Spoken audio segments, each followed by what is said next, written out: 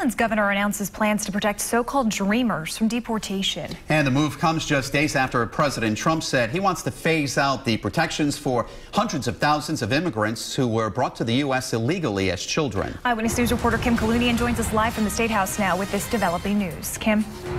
Well, Caroline and Mike, here at the Rhode Island State House today, Governor Gina Raimondo called the Trump administration's plans to phase out DACA cruel and inhumane. She also said she wouldn't let a $495 renewal fee stand in the way of anyone's dreams.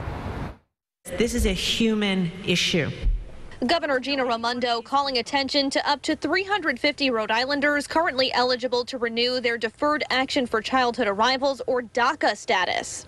They came here when they were 1 year old, 5 years old, 10 years old. They had no choice. Their parents took them to this country, in most cases to flee another country for safety. Flanked by the so-called dreamers inside the stateroom Monday, Governor Raimondo flagged the October 5th deadline to renew and the $495 fee associated with renewal, offering financial assistance. We've secured more than $170,000 in philanthropic donations so that we're going to be able to pay for that $500 to the federal government.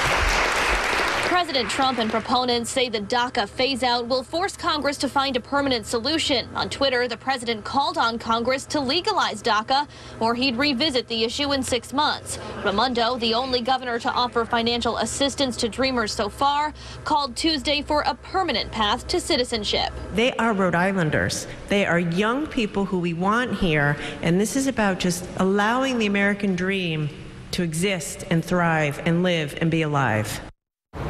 And those looking to renew their DACA status must apply before October 5th. If you're looking to receive some of this financial assistance, you're asked to contact the Dorcas International Institute in Providence. Reporting live at the State House, I'm Kim Kalunian, Eyewitness News.